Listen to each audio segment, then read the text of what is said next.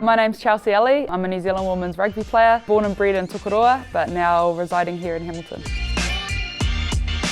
I come from a family who's mad into rugby. Growing up, I watched my uncle play and my older brother play, and that's how I kind of got into it.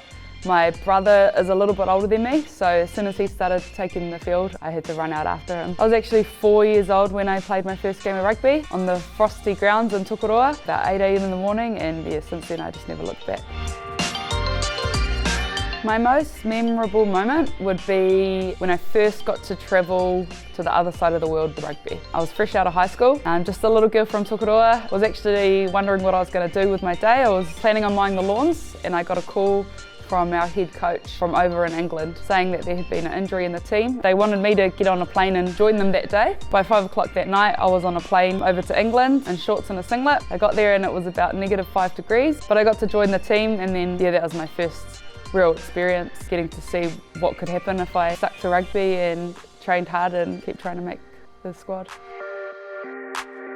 We've got a pretty gruelling training routine. We train with the team 3 nights a week and 2 mornings a week, and then on top of that I do probably an extra 3 to 4 sessions at home, so that involves either conditioning training, weight training, speed training, and as I've gotten older I've realised that I've got to actually put a bit of time into recovery and rehab training as well.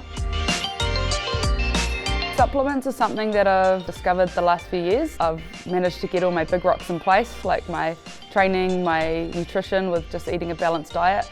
But taking supplements lately has been giving me that extra 5% edge, I believe, and it's definitely helped with my really busy days, you know, having some whey protein on deck or some glutamine to aid my muscle recovery. Also with our late games, a little bit of pre-workout before a game never goes amiss, gets me hissing. So yeah, adding supplements to my routine, yeah, I believe has given me that extra edge. Being in high performance sport, we obviously get drug tested, and we need to have supplements that are trusted brands, that are drug-free sport approved and batch tested. I like to go with Muscle Farm a lot of the time. Optimum Nutrition's also a good brand. And my current favourite, I've got a real sweet tooth, so I'm loving the banana combat whey protein from Muscle Farm.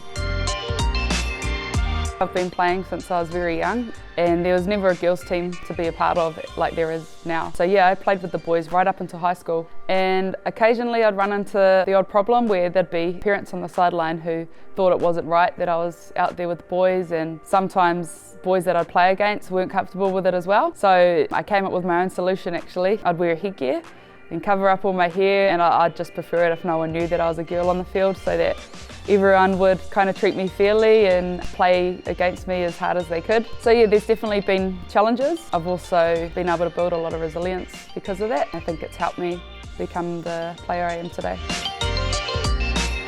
My proudest moment on the rugby field would probably be a couple of years ago. We had a home game at Eden Park. We played before the All Blacks, and anytime we get a home game is pretty special because we get to play in front of our friends and family, and we don't get to do it very often at all. I started that game at 12, scored a try, and I looked over and I had about 20 to 30 supporters there from home, my friends and family. They were all there watching and cheering me on, and yeah, I just felt a real sense of pride that I was out there representing all those who had been there for me my whole life out on the world stage.